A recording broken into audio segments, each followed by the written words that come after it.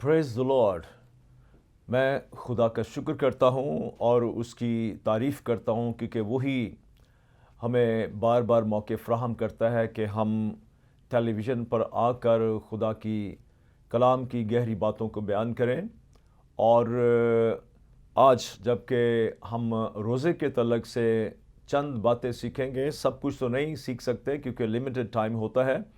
और इस limited time में जो भी कलाम की बातें हो सकेंगी, मैं चाहूँगा कि मैं आपके सामने बयान करूँ। मेरा नाम बिशप डॉक्टर नासिर सैमुअल है, chairman and founder King Jesus Church Lahore Pakistan और secretary general supreme council of the bishops. खुदा का कलाम जो है हमें ये बताता है कि खुदा जो है रोज़ादार को पसंद करता है। रोज़ा किस तरह से रखना चाहिए, कैसे रखना चाहिए, क्यों रखना चाहिए, रोज़े का मकसद क्या है और रोज़े की जो ब्लेसिंग्स हैं वो क्या है। और खुदा के खादम, खुदा के मुक़द्दसीन बाइबल मुक़द्दस के अंदर जो बाइबल पर्सनैलिटीज़ हैं, उन्होंने जब रोज़े रखे हैं तो मैं आपको बताना चाहता हूँ और तारुफ बयान करना चाहता हूँ कि रोज़े जो हैं वो बाइबल मुक़द्दस में सबसे जो लंबे रोज़े रखे गए वो 4 लोग हैं जिन्होंने रखे। नंबर 1, मूसा ने 40 दिन का रोज़ा रखा। एक दफ़ा नहीं, 2 दफ़ा 40 दिन का रोज़ा उसने रखा। और फिर उसके बाद जो है हम देखते हैं कि दूसरा रोज़ा जो है वो यशुआ ने 40 दिन का रोज़ा रखा। फिर उसके बाद एलिया नबी ने 40 दिन का रोज़ा रखा। और फिर उसके बाद जो है खुदावंद यीशु मसीह ने 40 दिन का रोज़ा रखा। तो ये लॉन्गेस्ट रोज़े हैं जो बाइबल मुक़द्दस के अंदर रिकॉर्डेड हैं, जो लिखे गए हैं और जिनका हमें पता चलता है कि किन किन लोगों ने ये लंबे रोज़े जो हैं रखे हैं। लेकिन मैं और भी आगे बढ़ना चाहता हूँ, बताना चाहता हूँ कि इसके बाद जो है 21 दिन का रोज़ा जो है वो भी बाइबल मुक़द्दस में हमें मिलता है। और ये रोज़ा जो है हमें पता चलता है कि ये दानियल नबी ने 21 दिन का रोज़ा रखा। फिर उसके बाद एक और जो रोज़ा है वो 14 दिन का हमें मिलता है बाइबल मुक़द्दस के अंदर। और ये 14 दिन का रोज़ा जो है ये मुक़द्दस पौलुस रसूल और जो लोग थे जो रोम की तरफ जा रहे थे, सब कैदी लोग जो हैं, उन्होंने ये 14 दिन का रोज़ा रखा। और आप इमाल की किताब में उनको देख सकते हैं, पढ़ सकते हैं। फिर उसके बाद 7 दिन का रोज़ा जो है वो हमें बाइबल मुक़द्दस के अंदर मिलता है। और ये 7 दिन का रोज़ा जो है ये दाऊद ने अपने बेटे के लिए रखा ताकि उसका बेटा जो है वो ज़िंदा बचे। और आप जानते हैं कि इसकी स्टोरी से आप वाकिफ़ हैं। मैं नहीं चाहता कि ये स्टोरी आपके बीच में बयान करूं, लेकिन मैं आपको इसका इशारा देता हूं कि उसने अपने बेटे के लिए जो जायज़ नहीं था उसके लिए रोज़ा रखा कि शायद ये जीता बच जाए। पर मैं ये भी बताना चाहता हूं कि जो नाजायज़ जो है रोज़े रखे जाते हैं जिसमें खुदा की मर्ज़ी नहीं होती, वो कभी नहीं कबूल होते और उनका जवाब कभी नहीं मिलता। सो दाऊद का वो बेटा जो था वो मर गया और खुदा ने उसके इस रोज़े को, उसकी प्रेयर को जो है कबूल नहीं किया था। फिर उसके बाद हमें 3 दिन का रोज़ा जो है वो हमें मिलता है। और ये आस्तर ने रोज़ा जो है रखा था और उसने मर्दगी से कहा कि 3 दिन तक जो है मेरे लिए रोज़ा जो रखा जाए, मैं बादशाह के पास जाऊंगी ताकि अपनी कौम के लिए रोज़ा रखूं। आमीन। सो सारी कौम ने रोज़ा भी रखा और उन्होंने आस्तर के लिए भी रोज़ा रखा ताकि आस्तर जो है उसकी जान जो है वह बची रहे। सो इसकी स्टोरी से भी आप वाकिफ़ हैं, आप आस्तर की किताब पढ़ सकते हैं, वहाँ पर आपको इस रोज़े के तलक से मिलेगा। फिर उसके बाद हम रोज़ा जो है वो 2 दिन का देखते हैं, 1 दिन का देखते हैं और फिर एक रात का रोज़ा जो है बाइबल मुक़द्दस में हमें मिलता है। जब दानियल को बचाने के लिए बाइबल मुकद्दस में लिखा है कि बादशाह ने रोज़ा रखा, उसने कोई चीज़ जो है, कोई मैं और कोई जो खाना जो है उसने नहीं खाया। रात भर जो है वो डैनियल के लिए परेशान रहा और उसने डैनियल के लिए रोज़ा रखा जब उसको शेरों की मांद में डाला गया था। बाइबल मुकद्दस में लिखा है कि एक रात का रोज़ा जब डैनियल के लिए बादशाह ने रखा तो उसका रोज़ा कबूल भी हुआ, क्योंकि डैनियल जो है शेरों की मांद में जब डाला गया था तो बाइबल मुकद्दस में लिखा है कि बादशाह जो है सुबह सवेरे जो है वो आता है और आकर कहता है, डैनियल, खुदा ताला के बंदे, क्या खुदा ताला जिस पर तू तवक्कुल और ईमान रखता है वो कादिर हुआ? और डैनियल ने अंदर से जवाब दिया कि मेरा बादशाह जो है सलामत रहे और मेरे खुदा ने अपने फरिश्ते को भेजकर शेरों के मुंह बंद कर दिए और मैं सलामत हूं, क्योंकि उसने कोई गुनाह नहीं किया था। हालेलुया। सो खुदा जो है वो बड़े बड़े काम करता है और बाइबल मुकद्दस के अंदर जो है हमें बहुत सारे जो है मुख्तलिफ रोज़े जो हैं हमें मिलते हैं। सो शरीयत जो है रोज़े के तलक से क्या कहती है? लेट्स सी लेविटिकस, एबार की किताब, उसका 23वां बाब और उसकी 26वीं आयत से मैं आपके सामने पढ़ता हूं। 26वीं आयत से लेके तो 32वीं आयत तक यहां पर यौम कफारा का दिन उसका जिक्र है। तो उसके लिए रोज़े के तलक से क्या खुदा ने तालीम दी, आए सुनते हैं। बाइबल मुकद्दस में से आप निकाल सकते हैं एबार की किताब, उसका 23वां बाब और उसकी 26वीं आयत से। इसका हेडिंग देखेंगे तो यहां पर लिखा हुआ है यौम कफारा। लिखा है, और खुदावन ने मूसा से कहा, उसी 7वें महीने की 10वीं तारीख को कफारा का दिन है। उस रोज तुम्हारा मुकद्दस मजमा हो और तुम अपनी जानों को दुख देना और खुदावन के हजूर आतशीन कुर्बानी गुजराना। तुम उस दिन किसी तरह का काम ना करना, क्योंकि वो कफारा का दिन है जिसमें खुदावन तुम्हारे खुदा के हजूर तुम्हारे लिए कफारा दिया जाएगा। जो शख्स उस दिन अपनी जान को दुख ना दे वो अपने लोगों में से काट डाला जाएगा, और जो शख्स उस दिन किसी तरह का काम करे उसे मैं उसके लोगों में से फना कर दूंगा। तुम किसी तरह का काम मत करना। तुम्हारी सब सुकूनत गाहों में पुश्त दर पुश्त सदा यही आइन रहेगा। ये तुम्हारे लिए खास आराम का सब्बत हो। इसमें तुम अपनी जानों को दुख देना। तुम उस महीने की 9वीं तारीख को शाम से शाम तक अपना सब्बत मानना।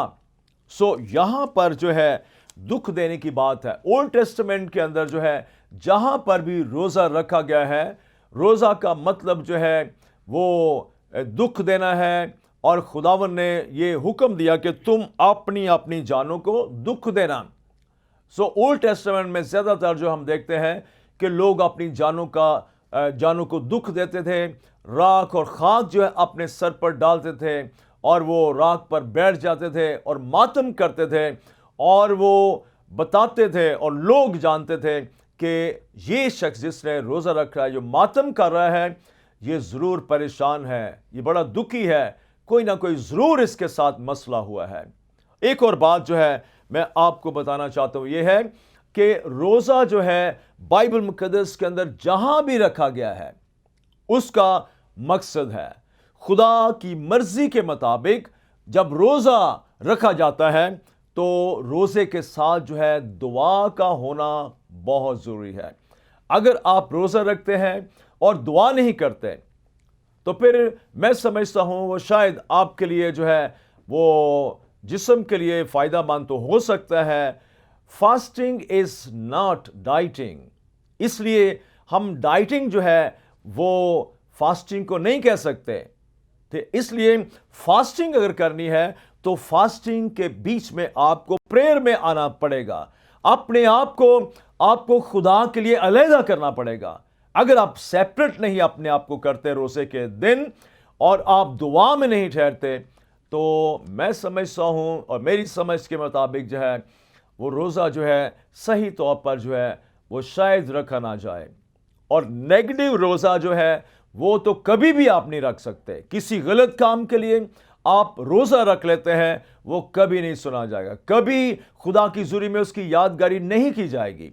बहुत सारे लोग जो हैं वो अपने जिस्मानी कामों के लिए जो है वो रोजा रखते हैं। जैसे अगर कोई शादी कराने के लिए वो जिस औरत को या जिस लड़की को या लड़का कोई पसंद करता है तो वो उसके लिए रोज़ा रखता है कि खुदावन मैं रोज़ा रख रहा हूँ, इसके साथ मेरी शादी हो जाए। या और भी बहुत सारे जो मकसद है, जो दुनियावी मकसद है, जिनमें बास का खुदा की मर्जी नहीं होती, इंसान रोज़ा रखता है और वो खुदा को मनाने की कोशिश करता है। पर अगर खुदा की मर्जी उसमें शामिल है तो रोज़ा और प्रेयर जो है मैं समझता हूं कि खुदा उसको कबूल करेगा। Praise the Lord. तो इसलिए रोज़ा जो बाइबल मुकद्दस के अंदर जो है जिसकी टाइमिंग्स है वो शाम से शाम तक है। बहुत से लोग क्वेश्चन करते हैं कि रोज़ा कब रखा जाए, क्या दोपहर को रखा जाए या शाम को रखा जाए, रात के 12 बजे रखा जाए, व्हेनेवर। एक चीज मैं आपको बताना चाहता हूं कि रोजादार जो है खुदा जो है उसकी नीयत को, उसके दिल पर निगाह करता है। इसकी मुद्दत कितनी है खुदा इसको नहीं देखता, पर हमें इस बात को जानना है कि हम किस मकसद के लिए खुदा की हुजूरी में आए हैं। बाइबल मुकद्दस के अंदर यशायाह नबी का सहीफा और उसका 58 बाब जब पढ़ते हैं तो यहां पर जो खुदा रोजा चाहता है वो क्या है, आए उसके मतलब हम पढ़ते हैं। बाइबल मुकद्दस में लिखा है यशायाह नबी का सहीफा उसका 58 बाब, यहां पर जो हेडिंग है वो है हकीकी रोजा। हकीकी रोजे के बारे में हम पढ़ते हैं। यहां पर लिखा है वो कहते हैं हमने किस लिए रोजे रखे जबकि तू नजर नहीं करता, और हमने क्यों अपनी जान को दुख दिया जबकि तू ख्याल में नहीं लाता। देखो तुम अपने रोजा के दिन में अपनी खुशी के तालिब रहते हो और सब तरह की सख्त मेहनत लोगों से कराते हो। देखो तुम इस मकसद से रोजा रखते हो कि झगड़ा रगड़ा करो और शरारत के मुक्के मारो। बस अब तुम इस तरह का रोजा नहीं रखते हो कि तुम्हारी आवाज आलमे बाला पर सुनी जाए। और आगे 5वीं आयत में क्या लिखा है, क्या ये वो रोजा है जो मुझको पसंद है। आगे साइन ऑफ इंटरोगेशन है, सवालिया निशान लिखा है, ऐसा दिन कि उसमें आदमी अपनी जान को दुख दे और अपने सर को झाओ की तरह झुकाए और अपने नीचे टाट और राख बिछाए। क्या तू इसको रोजा और ऐसा दिन कहेगा जो खुदावंद का मकबूल हो। फिर साइन ऑफ इंटरोगेशन है, सवालिया निशान। तो खुदा जो है वो कैसा रोजा पसंद करता है, आगे सुनिए। लिखा है क्या वो रोजा जो मैं चाहता हूं ये नहीं कि जुल्म की जंजीरें तोड़ें और जुए के बंधन खोलें और मजलूमों को आजाद करें, बल्कि हर एक जुए को तोड़ डालें। क्या ये नहीं कि तू अपनी रोटी भूखों को खिलाए और मस्कीनों को जो आवारा हैं अपने घर में लाए, और जब किसी को नंगा देखे तो उसे पहनाए, और तू अपने हम जिन्स से रूपोशी ना करे। इसका मतलब यह है कि खुदा चाहता है कि आप जो शेल्टरलेस हैं उनको शेल्टर दें। खुदा चाहता है कि जो भूखे हैं आप उनको खाना दें। खुदा चाहता है कि जो नंगा है उसको कपड़े दें। ये न्यू टेस्टामेंट के अंदर भी खुदावंद यीशु मसीह की तालीम है। खुदावंद यीशु मसीह ने कहा कि अगर कोई भूखा हो तो उसको खाना खिला, प्यासा हो तो उसको पानी पिला, नंगा हो तो उसको कपड़ा दे। खुदा जो है वो चाहता है कि हम एक्शन से अपनी रास्तबाजी को दिखाएं। तो अगर हम एक्शन से रास्तबाजी नहीं दिखाते तो फिर हम समझते हैं कि ये सब कुछ फजूल है। खुदा का कलाम जो है हमें ये बताता है कि ये रोजा जो खुदा पसंद करता है वो दूसरों की मदद करना है। वो रोटी जो छोड़ी है वो रोटी जो है किसी की तरफ जो है उसको भेजना चाहिए ताकि कोई भूखा जो है वो रोटी को खा ले। खुदा का कलाम जो है हमें और भी बहुत सारी बातें बताता है। फास्टिंग और प्रेयर जो है उसका होना बहुत जरूरी है। ये कॉम्बिनेशन जो है दुआ का और रोजे का, ये बहुत जरूरी है। खाली रोजा जो है वो काफी नहीं है, रोजे के साथ दुआ का होना ये बेहद जरूरी है। सो रोजा जो है, इसके बारे में बाइबल मुकद्दस के अंदर और भी बहुत सारी बातें जो है हमें मिलती हैं। सो खुदा जो है वो रोजे की मुद्दत को नहीं, बल्कि रोजादार की जो बातनी हालत है उस पर निगाह करता है। आपके अंदर क्या है, आपकी सोच क्या है, आप किस तरह से रोजा रखते हैं। और इनफरादी रोजा जो है उसके मुताबिक जो है हमें बाइबल मुकद्दस में मिलता है। लेट्स खुदावंद यीशु मसीह की जो तालीम है इसके बारे में हम देखते हैं कि खुदावंद यीशु मसीह ने जो इनफरादी रोजा है उसके बारे में क्या तालीम दी है। और याद रखें, ये खुदावंद यीशु मसीह की रोजे के बारे में तालीम है। मेरे साथ देखें मत्ती रसूल की अंजील और उसका 6 बाब और उसकी 16वीं आयत से लेके 18वीं आयत तक। यह लिखा है, और जब तुम रोजा रखो तो रियाकारों की तरह अपनी सूरत उदास ना बनाओ, क्योंकि वो अपना मुंह बिगाड़ते हैं ताकि लोग उनको रोजादार जाने।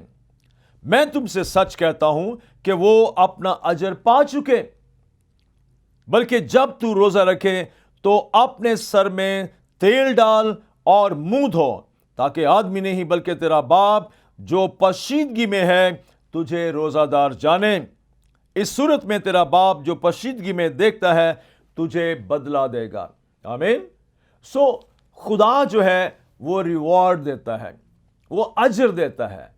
और खुदावंद यीशु मसीह का जो रोजा है, जो खुदावंद यीशु मसीह ने तालीम दी है रोजे के बारे में, यहां पर उसने ये नहीं कहा कि अपने माथे के ऊपर जो है राख लगा, या सर के ऊपर राख फेंक, या मिट्टी अपने ऊपर फेंक, या अपना मुंह बिगाड़। यह खुदावंद यीशु मसीह की तालीम नहीं है। ये ओल्ड टेस्टामेंट की तालीम तो हो सकती है, पर न्यू टेस्टामेंट के अंदर खुदावंद यीशु मसीह की रोजे के बारे में जो तालीम है वो ये है, खुदावंद ने साफ साफ अल्फाज में कहा है। मैं फिर से इसको बोलता हूं कि जब तुम रोजा रखो, ये इंडिविजुअल फास्ट है। इनफरादी रोजे के बारे में आपको बता रहा हूं। वो कहता है कि जब तुम रोजा रखो तो रियाकारों की तरह अपनी सूरत उदास ना बनाओ, क्योंकि वो अपना मुंह बिगाड़ते हैं ताकि लोग उनको रोजादार जाने। रियाकार कौन है? रियाकार भरूपिये हैं। भरूपिये यानी ऊपर से कुछ और अंदर से कुछ। ऊपर से वो पाक और साफ बनाने की कोशिश करते हैं और अंदर से वो गंद से भरे होते हैं, नकम्मी बातों से, गंदी बातों से वो भरे होते हैं। तो खुदावंद यीशु मसीह ने कहा है कि जब तुम रोजा रखो तो रियाकारों की तरह अपनी सूरत उदास ना बनाओ, क्योंकि वो अपना मुंह बिगाड़ते हैं ताकि लोग उनको रोजादार जाने। मैं तुमसे सच कहता हूं, हालेलुया। खुदावंद यीशु मसीह कहता है कि मैं तुमसे सच कहता हूं कि वो अपना अजर पा चुके। सो रियाकार जो है वो अपना अजर पा चुकते हैं। मतलब वो सुबह रोटी खा लेंगे और शाम को रोटी खा लेंगे, और यही उनका अजर है। उनको रूहानी तौर पर जब कोई उसका फायदा नहीं पहुंचने वाला। तो जीजो, खुदावंद यीशु मसीह की तालीम को हम सुने। 17वीं आयत में लिखा है, बल्कि जब तू रोजा रखे तो अपने सर में तेल डाल। Praise the Lord. ये खुदावंद यीशु मसीह का रोजा है, उसके बारे में तालीम है। खुदावंद ने कहा जब तू रोजा रखे तो क्या कर, अपने सर में तेल डाल। राख नहीं, मिट्टी नहीं। अपना मुंह उदास बनाने के लिए खुदावंद ने यहां पर नहीं कहा। आपका फेस शाइनिंग फेस होना चाहिए। आपकी सोचे, ख्यालात और आपका रूबदन जान जो है मुकम्मल तौर पर जो है बिल्कुल एग्जैक्टली खुदावंद ने जैसा कहा है वैसा ही होना चाहिए। आमीन। Praise Lord. तो खुदावंद यीशु मसीह ने कहा कि बल्कि जब तू रोजा रखे तो अपने सर में तेल डाल और मुंह धो। हालेलुया। पहली बात क्या कही है खुदावंद ने? सर में तेल। हालेलुया। और दूसरी बात क्या है? मुंह को साफ करने की बात है। हालेलुया। और मुंह को धोने की बात है। इसका और मतलब मैं आपको बताता हूं कि जब आप फेस को साफ करते हैं, अनॉइंटिंग आपके फेस के ऊपर आती है, आपके सर के ऊपर तेल डाला जाता है तो तेल जो है ये मसा की अलामत है, ये अनॉइंटिंग की अलामत है। हालेलुया। बाइबल मुकद्दस में तेल के बारे में जब पढ़ें तो लिखा हुआ है कि कलीसिया के बुजुर्ग आए और बीमारों पर तेल मलकर उनको शिफा दें, उनके लिए दुआ करें। और जो दुआ ईमान से की जाती है, कलाम कहता है कि बीमार जो है बच जाएगा। हालेलुया। तो खुदावंद यीशु मसीह ने रोजे के बारे में यह तालीम दी है, अपने सर में तेल डाल, यह अनॉइंटिंग की अलामत है, और अपने मुंह को धो। मतलब है कि तेरी आंखें पाक होनी चाहिए, तेरे कान पाक होने चाहिए, तेरा मुंह पाक साफ होना चाहिए, तू अच्छा देखे और अच्छा सुने। हालेलुया। कानों से। और बाइबल मुकद्दस में लिखा हो, जब हम मुकाशवा की किताब पढ़ते हैं तो वहां लिखा हुआ है, जिसके कान हो वो सुने कि रूह कलीसियाओं से क्या कहता है। हालेलुया। तो अगर आपके कान है तो आपको सुनने की जरूरत है। और फिर खुदावन चाहता है कि हमारे होंठ, हमारी जुबान, हमारा मुंह जो है पाक साफ हो, हमारे मुंह से कोई गंदी बात ना निकले, हमारे मुंह से कोई गाली गलोच ना निकले, हम दूसरों के लिए बरकत का बायस बनने वाले हों। खुदावन की तालीम है, खुदावन ने कहा कि लानत ना चाहो बल्कि बरकत चाहो। खुदावन ने जो क्रिश्चियंस हैं, जो मसीही हैं, जिनको जमीन का नमक कहा गया है, दुनिया का नूर कहा गया है। हालेलुया। क्योंकि खुदावन ने कहा कि तुम दुनिया के नूर हो। बेशक वो भी नूर है, क्योंकि उसने ये क्लेम किया कि मैं दुनिया का नूर हूं। हालेलुया।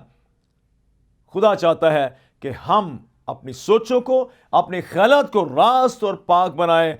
और वो कहता है कि जब तू रोजा रखे तो अपने सर में तेल डाल और अपने मुंह को धो। सो अपने आप को फ्रेश करने की जरूरत है। ताजा दम, मुरझाए हुए नहीं, उदास नहीं, परेशान नहीं, दुखी नहीं, बिल्कुल खुदा ने जो कहा है उसके मुताबिक हमें होना है। और लिखा हुआ है, ताकि आदमी नहीं बल्कि तेरा बाप जो पोशीदगी में है तुझे रोजादार जाने। और दूसरों को बताने की जरूरत नहीं है कि मैंने रोजा रखा है। यीशु मसीह ने यह कहा है कि खुदा को पता होना चाहिए कि तू रोजादार है।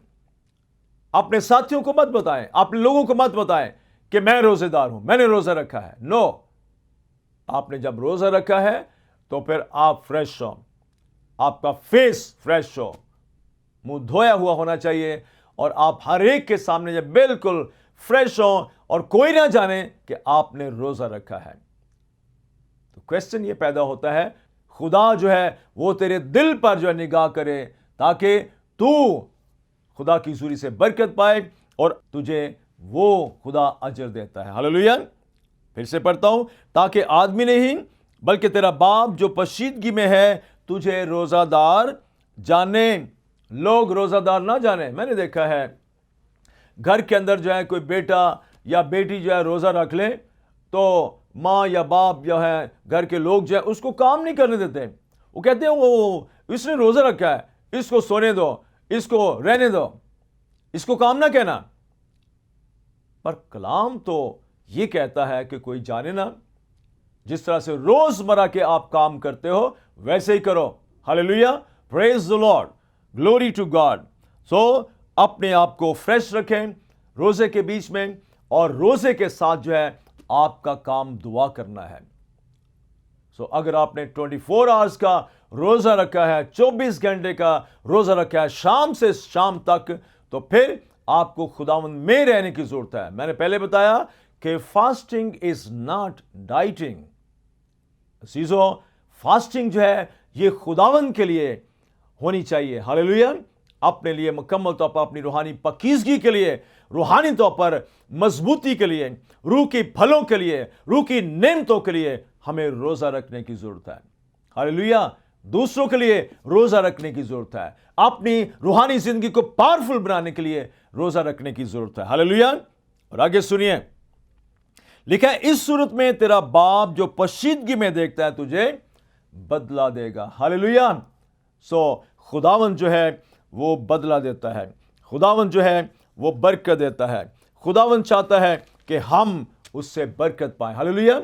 खुदावंद यीशु मसीह के बारे में जब खुदावंद यीशु मसीह ने फाइनल प्रेपरेशन की अपनी खिदमत के आगाज में, तो खुदावंद यीशु मसीह ने जब बपतिस्मा लिया, सो हम पढ़ते हैं मत्ती की इंजील उसका 3 बाब और उसकी 13वीं आयत से यहां पर यीशु के बपतिस्मे के बारे में हम पता चलता है। और उसके बाद जब हम 16वीं आयत पढ़ते हैं, यहां पर लिखा है, और यीशु बपतिस्मा लेकर फिलफौर पानी के पास से ऊपर गया और देखो उसके लिए आसमान खुल गया और उसने खुदा के रूह को कबूतर की मानद उतरते और अपने ऊपर आते देखा। और देखो आसमान से ये आवाज आई, ये मेरा प्यारा बेटा जिससे मैं खुश हूं। हालेलुया। खुदावंद ने कहा ये मेरा प्यारा बेटा जिससे मैं खुश हूं। और लिखा है यीशु की आजमाइश के तलक से 4 बाब के अंदर लिखा है, उस वक्त रूह यीशु को जंगल में ले गया ताकि अबलीस से आजमाया जाए। सो जब रोजा रखा जाता है तो अबलीस कभी नहीं चाहेगा कि आप रोजा जो है वो रोजेदार बन जाएं। वो आपको गिराने की कोशिश करेगा। खुदावंद यीशु मसीह के पास लिखा है, उस वक्त रूह यीशु को जंगल में ले गया ताकि इब्लीस से आजमाया जाए। 40 दिन और 40 रात फाका करके आखिर को उसे भूख लगी। और आगे क्या हुआ? और आजमाने वाले ने पास आकर उससे कहा, अगर तू खुदा का बेटा है तो फरमा कि ये पत्थर रोटियां बन जाएं। रोजे के बीच में खाने पीने का चक्कर जरूर आता है। इब्लीस जो है आपको गिराने की कोशिश करेगा। आपको पता है हमारी जो मां थी अम्मा हवा, उसके पास इब्लीस जब आया उस दरख्त के पास, तो लिखा हुआ है, क्या खुदा ने वाकई मना किया है कि फल ना खाना? तो मां ने कहा कि फल तो हम खा सकते हैं पर ये नहीं खा सकते। तो वो खाने के बारे में बताता है। सो उसने फल खाया, कहानी से आप वाकिफ हैं, और उसने सारी नस्ल इंसानी को गुनाह के अंदर जो है वो लाने का बाइस बनी। आदम जो है गुनाह के अंदर सारी नस्ल इंसानी को लाने का बाइस बना। पर खुदावंद यीशु मसीह के पास भी जब शैतान आया, उसने रोटी की बात की, तो खुदा ने क्या जवाब दिया? अगर कलाम आपके अंदर है तो फिर आप कलाम ही से उसको जवाब देंगे। खुदावंद ने कहा, लिखा है, उसने जवाब में कहा, लिखा है कि आदमी सिर्फ रोटी ही से जीता ना रहेगा बल्कि हर बात से जो खुदा के मुंह से निकलती है। हालेलुया। सो 3 आजमाइशें जो है की गई हैं। वो हैकल के ऊपर ले गया, लिखा है उसके कंगरे पर खड़ा करके उससे कहा, अगर तू खुदा का बेटा है तो अपने तय नीचे गिरा दे। खुदा ने क्या जवाब दिया? लिखा है कि वो तेरी बाबत अपने फरिश्तों को हुक्म देगा और वो तुझे अपने हाथों पर उठा लेंगे, ऐसा ना हो कि तेरे पांव को पत्थर से ठेस लगे। खुदावंद ने जवाब दिया। यीशु ने उससे कहा, यह भी लिखा है कि तू खुदावंद अपने खुदा की आजमाइश ना कर।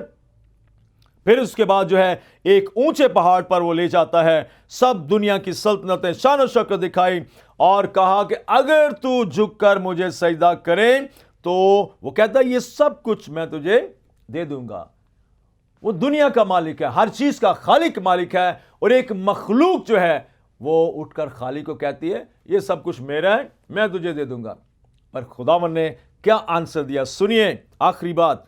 यीशु ने उससे कहा, ऐ शैतान दूर हो, क्योंकि लिखा है कि तू खुदावंद अपने खुदा को सजदा कर और सिर्फ उसी की इबादत कर। तब इब्लीस उसके पास से चला गया और फरिश्ते आकर उसकी खिदमत करने लगे। सो जीजो, रोजा जो है अगर आप रखना चाहते हैं तो जो यीशु ने कहा है उसके मुताबिक आप काम करें। रोजे के साथ दुआ का होना जरूरी है, क्योंकि खुदावंद ने कहा कि ये किस्म अगर बदरूहों को निकालना चाहते हैं तो खुदावंद ने कहा कि कुछ ऐसी किस्में हैं जो रोजे और दुआ के बगैर नहीं जा सकती। सो हमें रोजा में और दुआ में ठहरने की जरूरत है ताकि हमारे रोजे कबूल किए जाएं।